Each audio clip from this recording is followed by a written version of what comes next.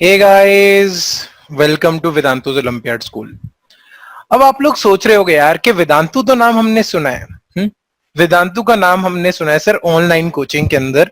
आप लोग 8th 9th 10th +1 +2 पढ़ाते हो, आप आईआईटी की भी तैयारी करवाते हो, आप एम्स की भी तैयारी करवाते हो। तो फिर ये ओलंपियाड क्या है? यहाँ पे बीच में अब ये शब्द ओलंपियाड क्या है? तो बच्चों, जैसे आप लोग स्कूल्स के अंदर गेम्स खेलते हो, राइट? आप गेम्स खेलते हो स्कूल, फिर एक टीम बनाते हो। लेट्स सपोज मैं बात करता हूँ हॉकी टीम की। मान लीजिए आपने स्कूल लेवल पे हॉकी टीम बनाई, फिर आप इंटर स्कूल कंपटीशन करते हो, फिर वहां से टीम सेलेक्ट होती है, फिर वो डिस्ट्रिक्ट लेवल पे जाती है, फिर डिस्ट्रिक्ट लेवल पे टीम्स खेलती हैं, फिर वहां से टीम सेलेक्ट होती है, वो स्टेट लेवल पे जाती है, फिर स्टेट लेवल कंपटीशन होता है, वहां पे टीम सेलेक्ट होकर के नेशनल लेवल, एंड फाइनली एक फाइनल टीम कंपाइल होती है जिसके अंदर 12 बंदे प्लेइंग होते हैं, 4-5 एक्स्ट्रा होते हैं, और वो टीम इंटरनेशनल ओलंपिक्स के अंदर जाती है जो हर 4 साल बाद होते हैं। तो सेम बच्चों, एजुकेशन के अंदर भी ओलंपिक्स होती हैं। क्या आप सही सुन रहे हैं? हाँ जी, बिल्कुल आप सही सुन रहे हो।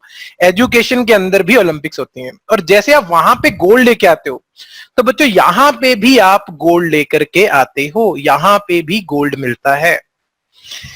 ठीक है, तो जो वेदांतु's ओलंपियाड स्कूल है बच्चों, वो एक हिस्ट्री के अंदर, इंडियन हिस्ट्री के अंदर पहला चांस है जो ऐसे ओलंपिक्स की, ऐसे ओलंपियाड्स की प्रिपरेशन फुल ऑन करवाने के लिए उतरा है। आज तक किसी ने भी इंडिया के अंदर डेडिकेटेडली ओलंपियाड्स की प्रिपरेशन नहीं करवाई है।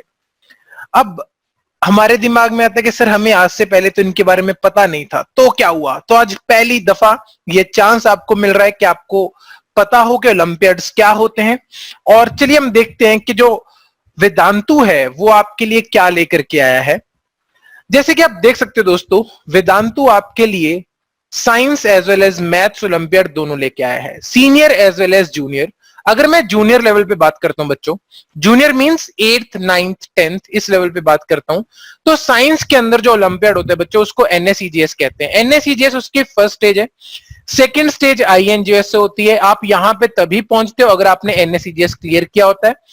Third stage is IGSO. ठीक है, ये तीनों जो स्टेजेस होती हैं गवर्नमेंट द्वारा ऑर्गेनाइज्ड होती है, और यहां पे एक प्राइवेट ओलंपियाड्स भी चलते हैं जिसको आप एसओएफ कहते हो, और हो सकता हो आप स्कूल्स के अंदर वो ओलंपियाड्स देते भी हो। सिमिलरली मैथ्स के अंदर हमारे पास आते हैं pre RMO, RMO, INMO and IMO.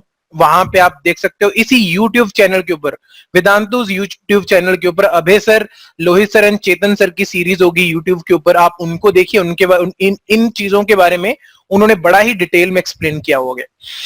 Next is, अगर सीनियर लेवल पे बात करूं बच्चों, हमारे 3 सब्जेक्ट होते हैं साइंस के, फिजिक्स, केमिस्ट्री, बायो। सिमिलरली तो यहाँ पे फिजिक्स ओलंपियाड होगा, बायो ओलंपियाड है, और केमिस्ट्री ओलंपियाड है। तो फिजिक्स की फर्स्ट एंड सेकंड स्टेज को कहते हैं एनएसईपी एंड आईएनपीएचओ। केमिस्ट्री की फर्स्ट एंड सेकंड स्टेज को कहते हैं एनएसईसी एंड आईएनसीएचओ। बायो की फर्स्ट एंड सेकंड स्टेज को कहते हैं एनएसईबी एंड आईएनबीएचओ। तो ठीक है दोस्तों, चलिए अब मैं आपको धीरे धीरे इन चीजों से एक्सप्लेन करता हूं। और अगर आप जानना चाहते हो कि मैं कौन हूं, तो मैं आपका फिजिक्स टीचर रोहित गर्ग आपके लिए इन सभी चीजों की डिटेलिंग और एक सीरीज लेकर के हाजिर हुआ हूं। तो चलिए आगे बढ़ते हैं दोस्तों। अब हल्का सा मैं आपको एनएसईजीएस के बारे में बता दूं। तो बच्चों, एनएसईजीएस एक ऐसा एग्जाम है जिसके अंदर पैन इंडिया 40,000 स्टूडेंट्स अपीयर करते हैं अक्रॉस 1200 सेंटर्स। ये जो टेस्ट है गवर्नमेंट कंडक्ट करवाती है, 1200 सेंटर्स के क्रॉस होता है, 40,000 स्टूडेंट्स अपीयर करते हैं, और उसमें से सेकेंड स्टेज के लिए 300 to 500 स्टूडेंट्स सिलेक्ट किए जाते हैं। बस सिर्फ 300 to 500? जी हाँ, सिर्फ और सिर्फ 300 to 500 स्टूडेंट्स सिलेक्ट किए जाते हैं। तो मतलब कंपटीशन टफ है। ठीक, फिर सेकेंड स्टेज जो कि आईएनजीएसओ है, उसका भी एक रिटन एग्जाम होता है जो 15 सेंटर से क्रॉस कंडक्ट करवाया जाता है, और वहां से 35 to 40 स्टूडेंट्स फिर से क्या किए जाते हैं, सिलेक्ट किए जाते हैं। यहां तक दोस्तों हमारा साथ होगा, यानी कि इस लेवल तक हमारा और आपका साथ रहेगा। उसके बाद गवर्नमेंट आपको अपने हाथों में ले लेगी, गवर्नमेंट आपकी प्रिपरेशन करवाएगी। ठीक है, वहां पे एक बाबा एटॉमिक रिसर्च सेंटर, होमी बाबा एटॉमिक रिसर्च सेंटर है, गवर्नमेंट का है। वहां पे फिर आपको ले जाया जाता है, 15 दिन का वहां पे आपका कैंप होता है, ओसीएससी यानी कि ओरिएंटेशन कम सिलेक्शन कैंप। यहाँ पे आपको डिफरेंट डिफरेंट एक्सपेरिमेंट्स करवाए जाते हैं, आपको एक्सपोजर दिया जाता है, पैन इंडिया से बहुत अच्छे लेवल का क्राउड वहां पे इकट्ठा होता है। और ये अपने आप में एक नया एक्सपीरियंस है, क्योंकि यहाँ पे बड़े अच्छे लोगों से आपकी दोस्ती होगी और वो दोस्ती दूर तक चलती है। फिर फाइनल स्टेज यानी कि इंटरनेशनल लेवल जाने से पहले एक पीडीटी कैंप होता है, प्री डिपार्चर कैंप, और यहाँ पे 4 to 5 स्टूडेंट्स को सिलेक्ट किया जाता है और 4 to 5 students finally international level पे जाते हैं।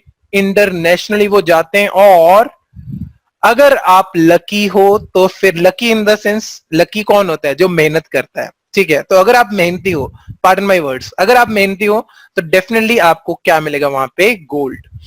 तो बच्चों ये एक ऐसा रास्ता है, that is the path to success as well as glory, ठीक है। तो ये ओलंपिक्स 4 साल बाद है, इसकी इसकी सबसे खास बात ये हर साल होता है और हर साल आपके पास चांस होता है इसके अंदर उतरने का। अब यार आपके दिमाग के अंदर आ रहा होगा, सर 40,000 स्टूडेंट्स में से सिर्फ 4 और 5 स्टूडेंट सिलेक्ट होते हैं, तो मेरा रैंक कैसे आएगा, जब मेरा नंबर कैसे आएगा? तो बच्चों डरने की जरूरत नहीं है। इस एग्जाम को क्रैक करने के लिए 2 चीजें चाहिए, एक हार्डवर्क और दूसरा डिटर्मिनेशन। फिर आपको लगता होगा कि बहुत लोग इस एग्जाम के बारे में जानते हैं, बिल्कुल भी नहीं बच्चों, क्योंकि लोगों को इस एग्जाम के बारे में नहीं पता है। इसलिए तो हमने ये जो चैनल है, that is Vedantu olympiad YouTube channel, ये लॉन्च किया है ताकि हम लोगों को अवेयर कर सकें कि ऐसे एग्जाम्स भी एग्जिस्ट करते हैं जिसके अंदर आप इंटरनेशनली रिप्रेजेंट करते हो, ठीक है। और आपका माइंड काफी डेवलप होता है, अगर आप इसकी प्रिपरेशन करते उतरते हो तो आपका माइंड काफी डेवलप होता है, ठीक है। वो कहावत सुनी होगी, shoot for moon you will land among stars, तो ये वही मून है। अगर आप इसके लिए एम करके चलोगे तो आप बहुत सीख जाओगे, बहुत डेवलप हो जाओगे। और प्लस 1 प्लस 2 के अंदर ये इनडायरेक्टली आपकी हेल्प करेगा आपकी IIT as well as AIIMS की प्रिपरेशन के अंदर। और आज तक भैया किसी ने भी इंडिया के अंदर इसकी प्रिपरेशन डेडिकेटेडली नहीं करवाई है। This is the first time Vedantu is launching such a good platform और सच अ सीरीज। फिर आपको लगता है इसकी कॉस्ट होगी, नहीं बच्चों इसकी कोई भी कॉस्ट नहीं है, this is totally free of cost. अब फ्री ऑफ कॉस्ट क्यों रखा है? वो कहते हैं ना कि चैरिटी बिगिंस एट होम। हम अपने टाइम पे सोचते हैं यार काश हमें कोई मौका दे दे और हम कुछ ना कुछ कर जाएंगे, तो बच्चों ये वही मौका है, ये वही मौका है जिसकी आप तलाश में थे। और अगर आप लिटरली कुछ अच्छा सीखना चाहते हो तो Vedantu's olympiad channel will be the platform for you. और यहां पे हम एक चीज की प्रॉमिस करते हैं कि यहां पे जितना भी कंटेंट होगा वो क्वालिटी कंटेंट होगा। जितने भी मिथ्स हैं कि अच्छा कंटेंट इंटरनेट पे नहीं मिलता है, यूट्यूब पे नहीं मिलता है, नहीं दोस्तों, हम वो अच्छा कंटेंट आपको प्रोवाइड करने वाले। फिर अब ये जो सीरीज है जिसका नाम है अमेजिंग फिजिक्स, जो कि मैं आपको पढ़ाने वाला हूं, आपका टीचर, आपका फेवरेट टीचर रोहित गर्ग आपको पढ़ाने वाला है, ठीक है। फेवरेट अभी नहीं, विद टाइम, ठीक है। चलिए जोक्स अपार्ट, तो ये सीरीज जो है बच्चों वो जनरली 8th 9th और 10th क्लास के बच्चे के लिए। अगर कोई प्लस 1 प्लस 2 वाला बच्चा भी इस सीरीज को लगाना चाहता है तो वो भी लगा सकता है, क्योंकि दोस्तों it's never too late to correct your basics, ठीक है। तो ये बेसिक्स को क्लियर करने के लिए बहुत अच्छी सीरीज रहेगी, फर्स्ट थिंग। अब मैंने एक सुना है कहीं पे कि अगर आपने बिल्डिंग काफी बड़ी बनानी हो तो उस बिल्डिंग का जो बेस है, उसकी जो फाउंडेशन है वो बड़ी स्ट्रांग होनी चाहिए, राइट। तो इसलिए यहां पे हम क्या करने वाले हैं, फाउंडेशन रखने वाले हैं। तो हर एक बच्चे का ध्यान रखते हुए, अच्छे से अच्छे, बुरे से बुरे बच्चे का ध्यान रख, बुरा इन द सेंस जो कमजोर है पढ़ाई में, यानी कि मेहनत नहीं करता है, बुरा और कोई लॉजिक नहीं होता, सिर्फ मेहनत नहीं करना लॉजिक होता है, ठीक है। तो भैया इन सबको ध्यान में रखते हुए ये सीरीज है, ठीक है। सबको मौका मिलेगा। डार्विन कहते हैं कि एवोल्यूशन होती है हर इंसान की, अगर किसी को लगता है कि वो कर सकता है और करना चाहता है तो ये सीरीज उसके लिए है। अब हम क्या कवर करने वाले हैं सीरीज के अंदर, जैसे कि आप देख सकते हो बच्चों, motion in 1D, vectors, Newton's laws of motion, friction, work energy and power, circular motion, gravitation and flotation. और अगर आपने सीरीज को अच्छा रिस्पॉन्स दिया, अच्छा इन द सेंस अगर आपने सीरीज को लाइक किया, हमें लगा कि आप अच्छा रिस्पॉन्ड कर रहे हो, आपको सीरीज पसंद आ रही है, तो हम इस सीरीज का लेवल बढ़ा देंगे। लेवल बढ़ा देंगे मतलब आपको एनएसईजीएस जो ओलंपियाड के क्वेश्चंस हैं उनका भी हम एक्सपोजर देंगे। नो डाउट बीच बीच में हल्का हल्का तड़का यहाँ पे लगा होगा, बट स्टिल अगर फुल फ्लैश चाहते हो तो आपको इस सीरीज को देख करके रिस्पॉन्ड करना होगा, इसको लाइक करना होगा। लाइक इन द सेंस यार, मतलब लाइक बटन जो साइड पे लगा होता है, एक छोटा सा अंगूठा बना होता है, ठीक है। तो चलिए बच्चों आगे बढ़ते हैं, तो आज का हम सेशन स्टार्ट करते हैं, ठीक है। तो आइए इस जर्नी पे चलते हैं, बड़ी अच्छी और सुंदर जर्नी है, ठीक है। और miles miles to go before we sleep. ठीक है, तो जर्नी एंजॉय करते हैं, रिजल्ट आ जाएगा। वो गीता में भी लिखा है कि कर्म करो फल की इच्छा मत करो। तो आज चलिए हम कर्म करते हैं सब मिलकर के, पहला यूनिट स्टार्ट करते हैं, that is motion in 1D। और उसके अंदर भी आज हम ज्यादा आपको ग्रिल नहीं करेंगे, ज्यादा हम तंग नहीं करेंगे, बिल्कुल बेसिक चीजों से हम आपको रूबरू कराएंगे। What are these things? Physical quantity क्या होती है, यूनिट्स क्या होते हैं, स्केलर एंड वेक्टर क्वांटिटीज क्या होती हैं, डिस्टेंस एंड डिस्प्लेसमेंट क्या होता है। तो इससे ज्यादा हम आज आपको नहीं बताएंगे।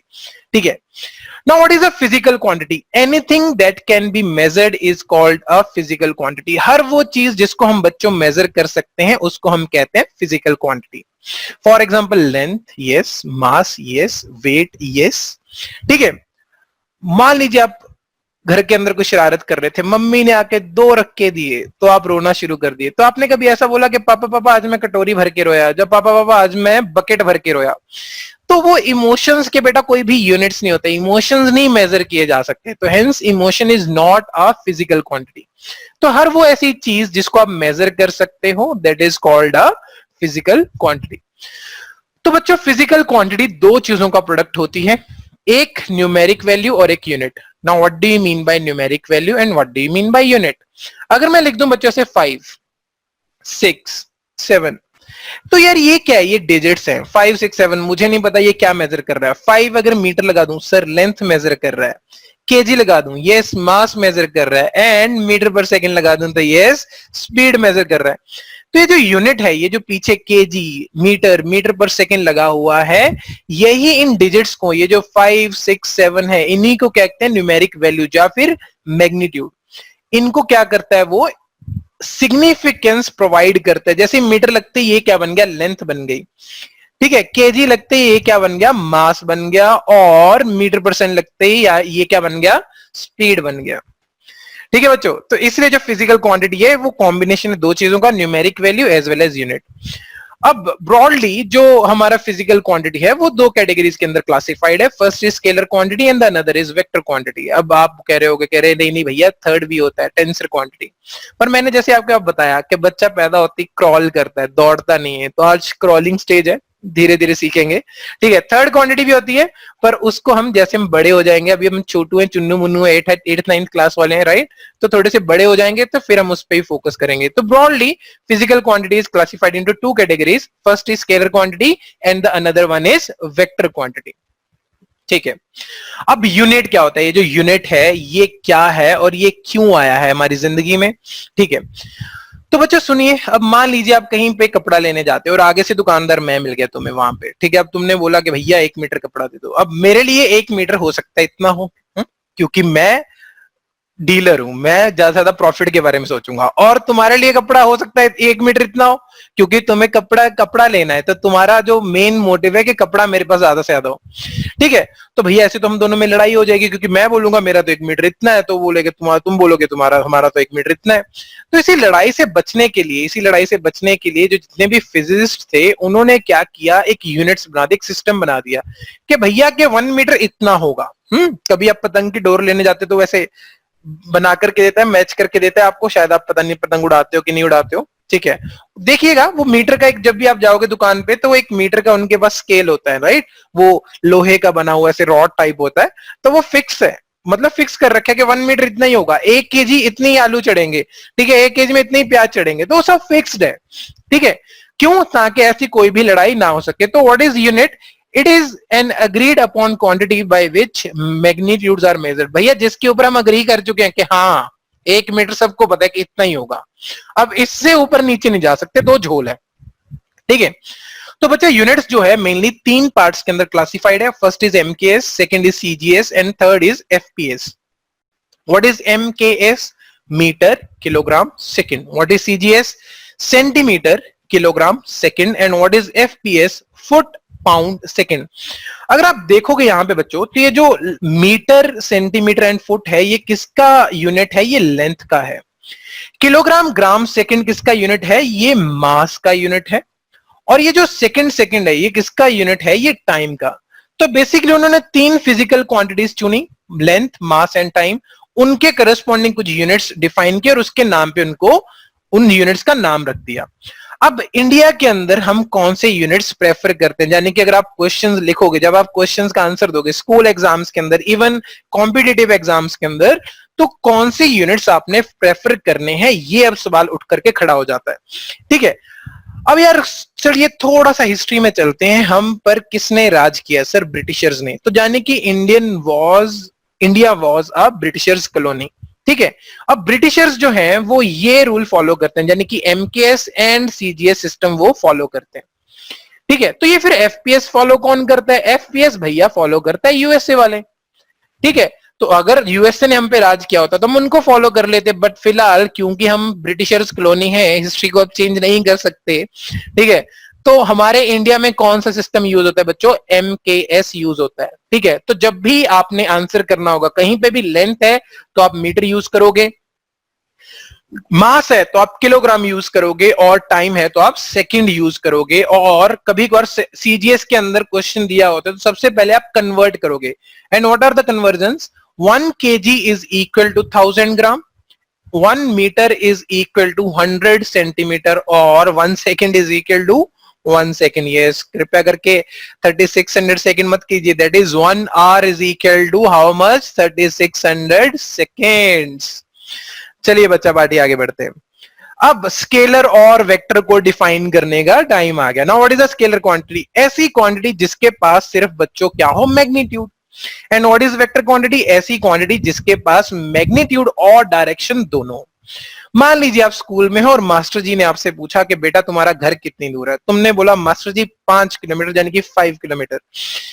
फिर मास्टर जी ने बोला कि बेटा दिशा भी बताओ किस तरफ है? तुम बोलोगे मास्टर जी यहां से सीधा जाना, सीधा गुरुद्वारा के सामने मंदिर आएगा, मंदिर के पास भिखारी बैठा होगा, उससे पूछ लेना। तो तुमने साथ में डायरेक्शन भी बता दी। तो अगर ये जो 5 किलोमीटर ऐसे सीधा लिखा हो, देखिए 5 किलोमीटर, नो डायरेक्शन अटैच्ड, तो डेफिनेटली ये क्या है? एक scalar quantity.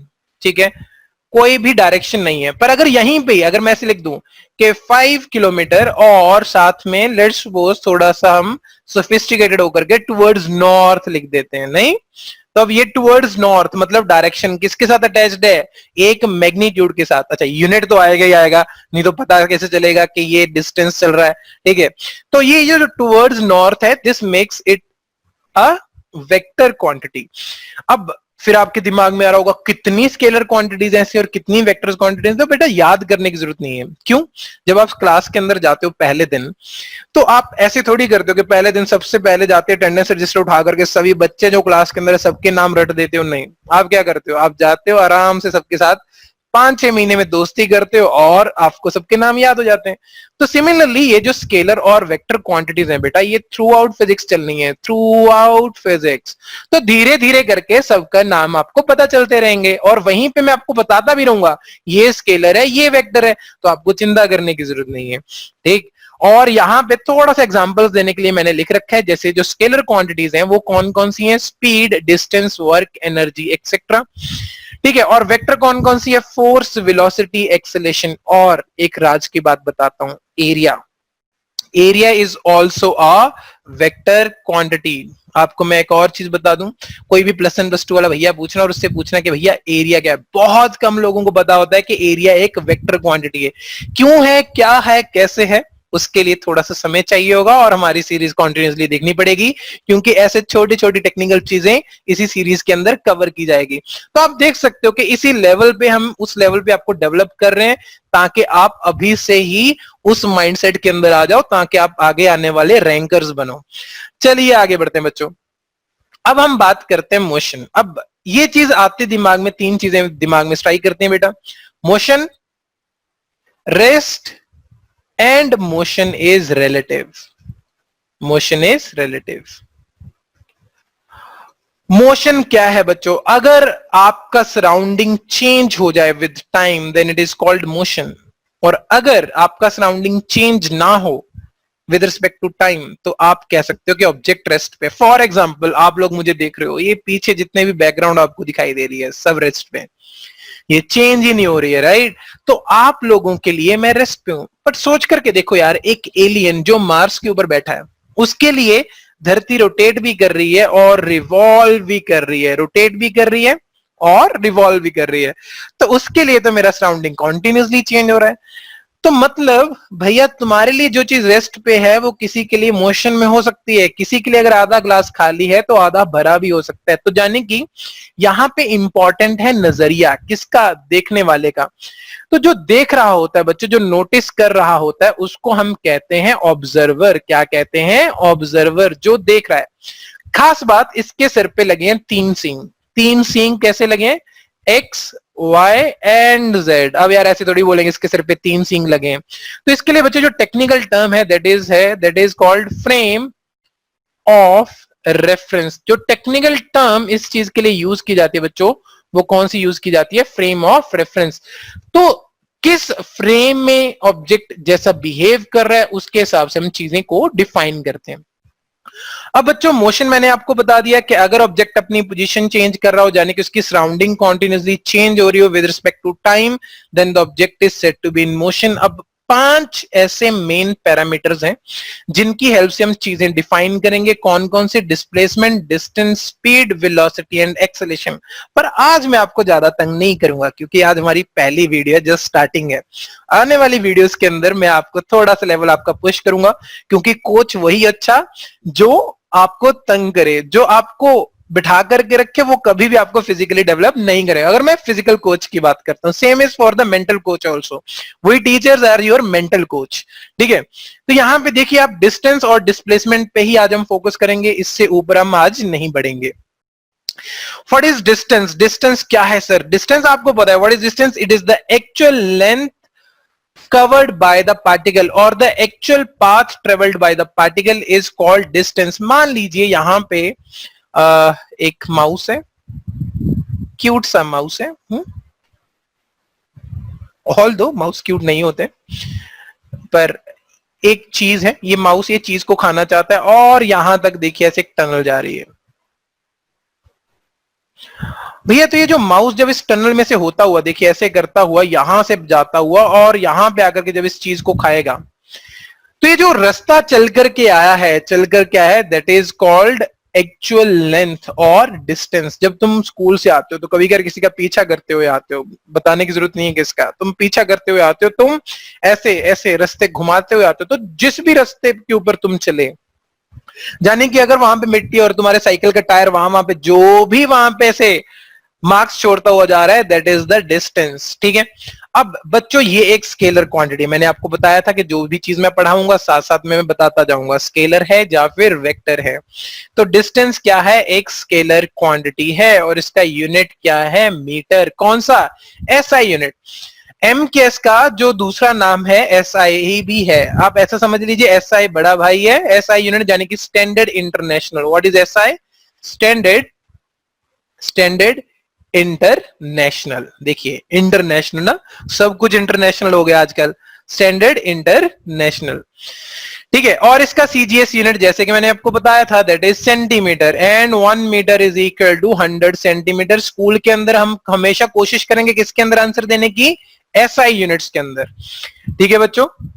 Next is displacement. Now what is displacement? The shortest path between initial and final position is called displacement. और यहां पे देख लीजिए, the minimum distance between initial and final position। अब हमें कैसे पता चलेगा कौन सा मिनिमम है सर?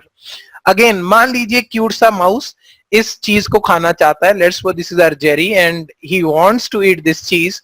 तो ये टनल को फॉलो करके पहुंचा, दिस इज अ टनल, ठीक है। उसने बेचारे ने सुरंग खोदी, वहां तक पहुंचा। अब this is it's initial velocity, ये उसकी इनिशियल वेलोसिटी है, and this one is it's final velocity, sorry final position, not velocity, my fault, my bad.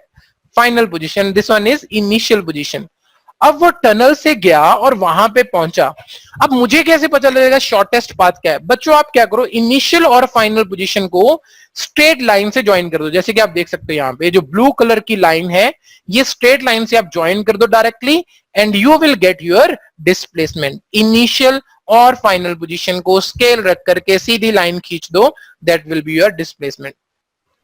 और बच्चों जो डिस्प्लेसमेंट है that is a vector quantity, that is for sure. और इसका SI unit होता है मीटर और सीजीएस यूनिट होता है centimetre. Again 1 metre is equal to 100 centimetre. तो सिर्फ डिस्टेंस और डिस्प्लेसमेंट में अंतर क्या है? तो चलिए थोड़ा सा जानते हैं। What is the difference between distance and displacement, और ये आपके स्कूल एग्जाम्स के अंदर भी आ सकता है, इसलिए प्रॉपरली अगर बाई चांस स्कूल में भी पूछा जाए तो आप डायरेक्टली इनको आंसर कर सकते हो। ठीक है, what is distance? Total length covered by an object, जैसे कि आपको मैंने बताया था पीछा करते हुए। ठीक है, what is displacement? Shortest distance between initial and final point, यानी कि इनिशियल और फाइनल को सीधी लाइन से, कौन सी लाइन से? सीधी लाइन से ज्वाइन कर दीजिए। Distance is a scalar quantity and displacement is a vector quantity. अब बच्चों सुनना, वेक्टर क्वांटिटी को आप हमेशा कैसे रिप्रेजेंट करते हो? एक अल्फाबेट और उसके सिर पे टोपी। तो आप सोच रहे हो सर टोपी में ऐसे लगा सकता हूं, टोपी में ऐसे लगा सकता हूं, क्या टोपी में ऐसे लगा दूं, क्या टोपी में ऐसे लगा दूं? नहीं बेटा, टोपी कैसे भी नहीं पहना सकते, इसके टोपी सिर्फ ऐसे ही ठीक रहेगी।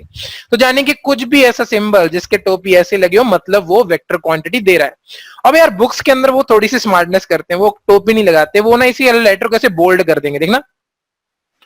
तो ध्यान रखना कि वहां पे इसका मतलब ये नहीं है कि वहां पे इंक गिर गई है, नहीं, उन्होंने जब वर्ड के अंदर टाइप कर रहे थे तो बोल्ड दबा दिया था वहां पे, तो this represents a vector quantity. तो डिस्प्लेसमेंट का सिंबल होगा यस, क्योंकि बार बार इतना बड़ा शब्द कौन लिखेगा सर? एस और सर्किट ऊपर टोपी, तो डिस्टेंस का भी सिंबल होगा यस और एस विदाउट टोपी। ठीक है, जो सिर पे एरो है अगर आप हटा दोगे दैट रिप्रेजेंट स्केलर क्वांटिटी, और अगर आप सिर पे एरो लगा दोगे that represents a vector quantity. अब जो बच्चों डिस्टेंस होता है वो क्लोज्ड पाथ के अंदर जीरो नहीं होता है, और जो डिस्प्लेसमेंट होती है वो क्लोज्ड पाथ के अंदर जीरो होती है। मतलब क्या है sir? What do you mean by closed path?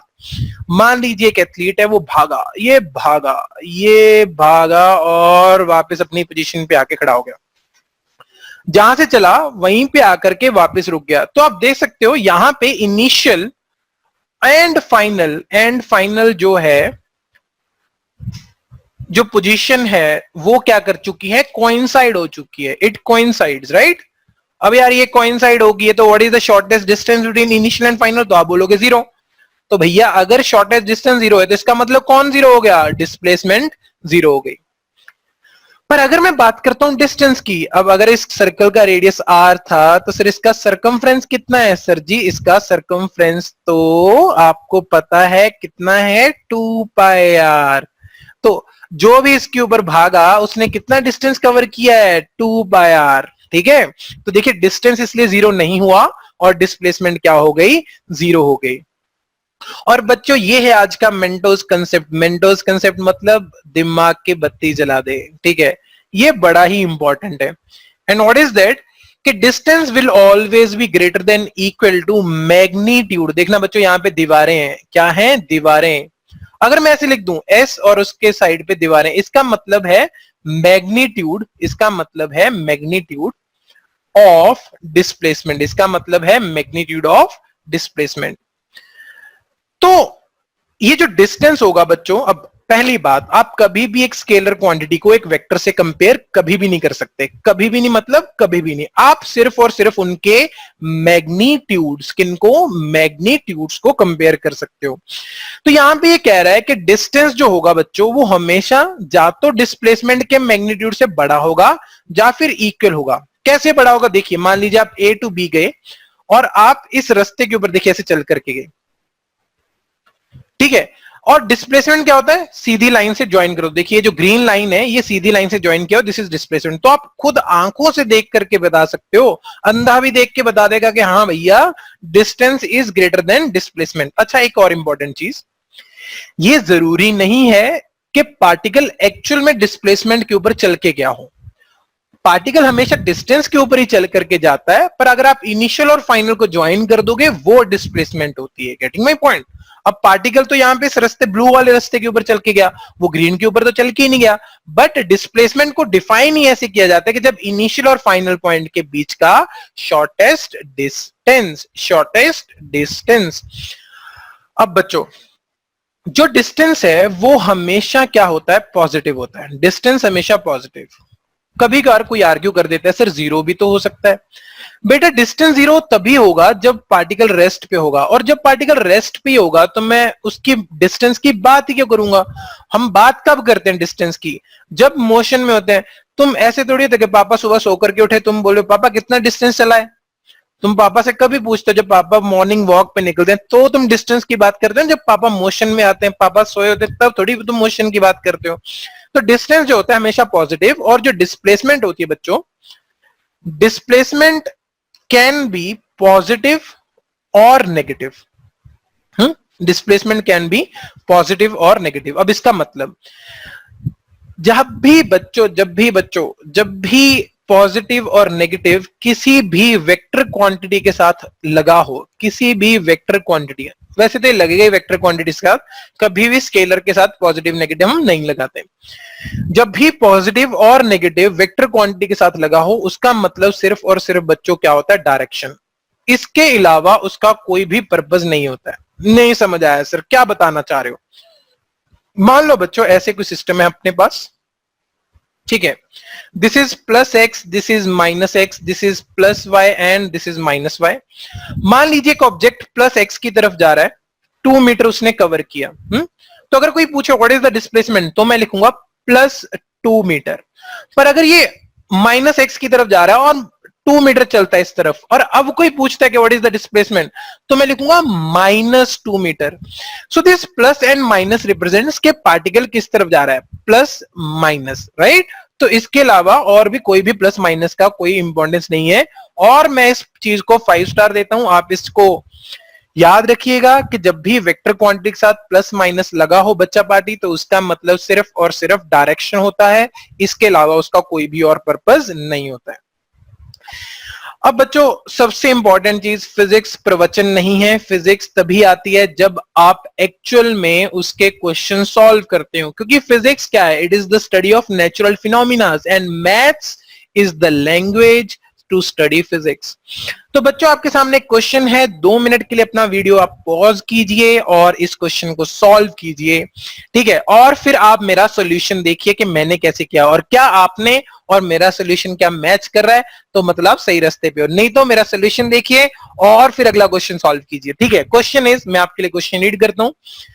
A farmer has to go 500 metre due north, north की तरफ 500 metre, 400 metre due east, east की तरफ फिर से 400 metre, and 200 metre toward south, north east south. Then what is the distance and the displacement covered by the farmer, ये हमने find out करना है। तो चलिए एक एक करके समझते हैं। पहले तो देखिए, what is distance, total path, what is displacement, shortest path. चलिए सबसे पहले डिस्टेंस। अब बच्चों मान लीजिए हमारा फार्मर ए से शुरू कर रहा है, वो नॉर्थ की तरफ, आप देख सकते हो ऊपर नॉर्थ, राइट साइड पे ईस्ट, नीचे की तरफ साउथ एंड लेफ्ट साइड पे वेस्ट। आप यहां पे इस डायग्राम को देख सकते हैं। ऊपर की तरफ गया तो कितना चला वो, 500 मीटर चला, ठीक है, क्यों, नॉर्थ की तरफ। Then he turned towards east, तो देखिए ईस्ट की तरफ जा रहा है, कितना, 400 metre. Then he turns toward south, तो यानी कि नीचे की तरफ, कितना, 200 मीटर। तो टोटल डिस्टेंस मतलब ये actual path, A to B, B to C, C to D. अब ए बी की लेंथ बच्चों कितनी है, 500, बीसी की लेंथ कितनी है, 400, एंड सी डी की लेंथ कितनी है, 200। 500 plus 400 is 900 plus 200 is 1100. So distance is coming out to be 1100. चलिए अब हम कैलकुलेट करते हैं डिस्प्लेसमेंट, ठीक है। डिस्प्लेसमेंट मतलब sir, displacement is the shortest path between initial and final position. This is initial and this one is final. और मैंने आपको क्या ट्रिक बताई थी, आप इनिशियल और फाइनल को एक स्ट्रेट लाइन से ज्वाइन कर दीजिए। ये देखिए स्ट्रेट लाइन ज्वाइन होगी सर, देखिए स्ट्रेट लाइन से आपने इसको ज्वाइन कर दिया।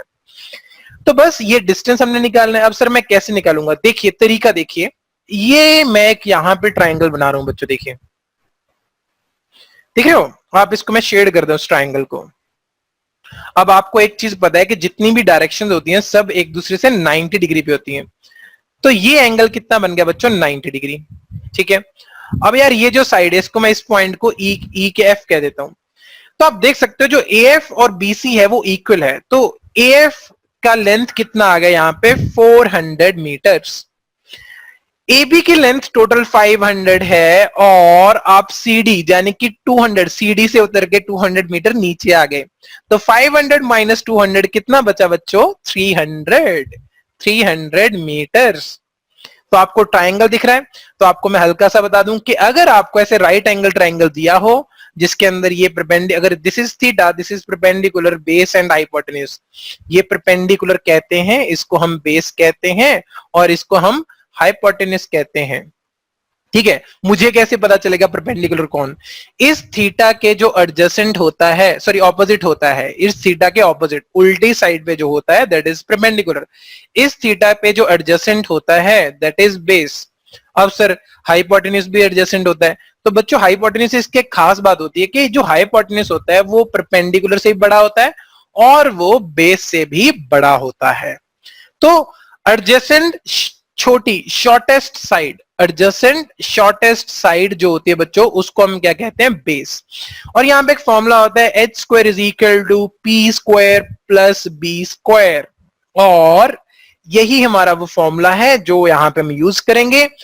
तो base is 400, perpendicular is 300 and we have to find out the displacement, और वो क्या है? हमारा हाइपोटेन्यूज है। तो यहां पे is equal to root of 300 square plus 400 square.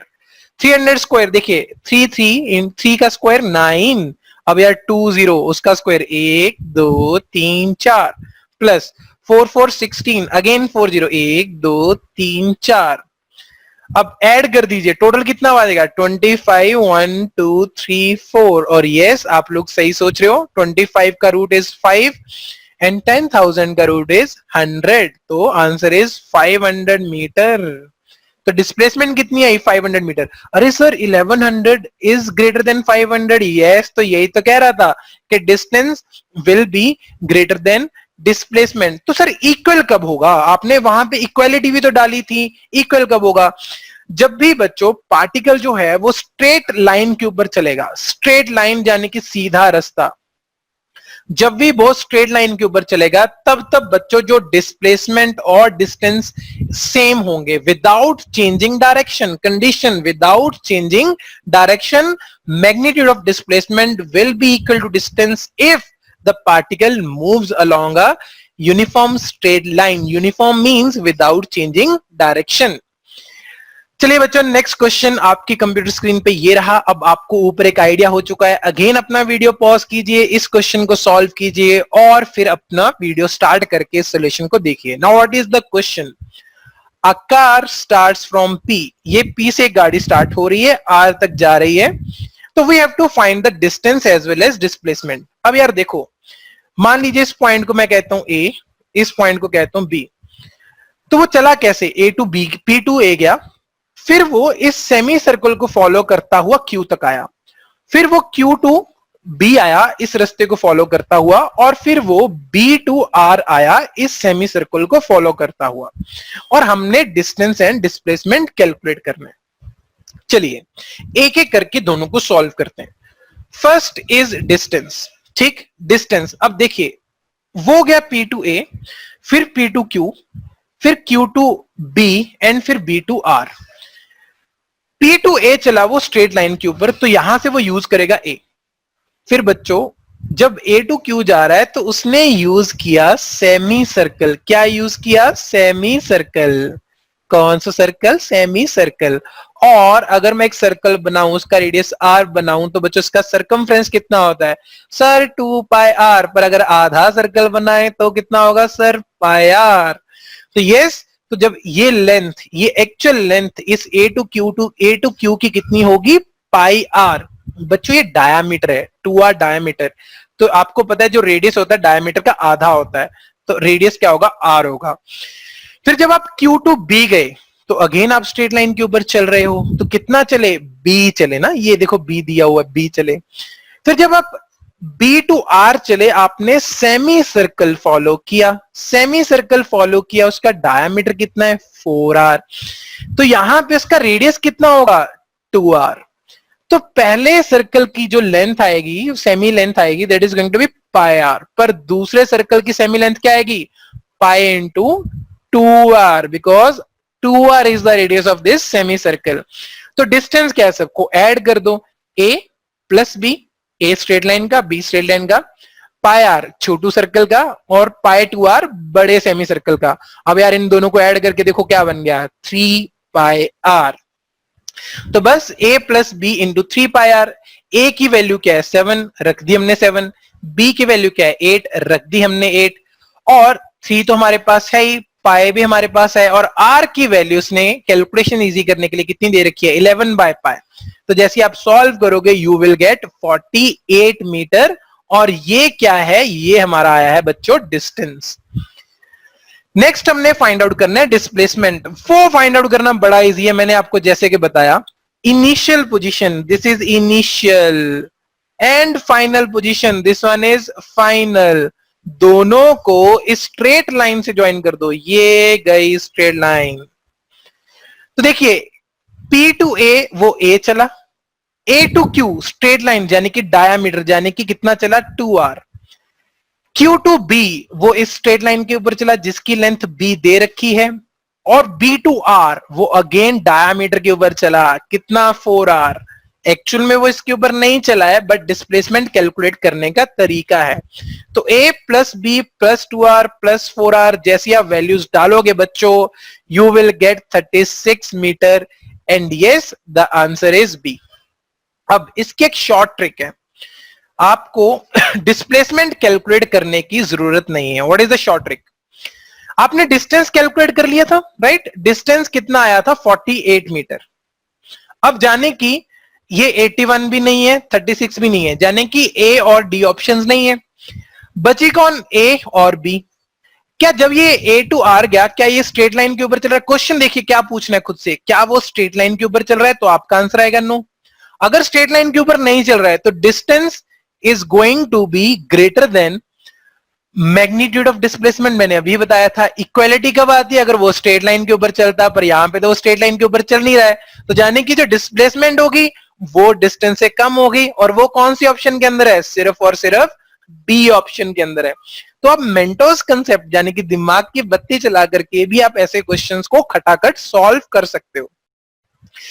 तो बच्चों आज की क्लास के अंदर इतना ही। आज हमने बहुत बेसिक सीखा, आज हमने देखा कि भाई कैसे चीजें हैं, ओलंपियाड क्या है, क्या सीरीज शुरू होने वाली है, क्या हम पढ़ाएंगे, मैं कौन हूं, तुम कौन हो, बढ़िया सब चीजें जानी। तो बेटा अपने साइड पे भी कोई आइट साइड दोस्त है उनको भी बताइए कैसी सीरीज लॉन्च की गई है, और सबके बेनिफिट के लिए यार। पढ़ाई जितनी बांटोगे उतनी बढ़ती है। तो सबको बताओ कैसी भाई सीरीज चल रही है। आज बेसिक है और आने वाली क्लासेस के अंदर हम और डट करके ढंग से पढ़ेंगे। तो ठीक है बच्चों, चलते हैं।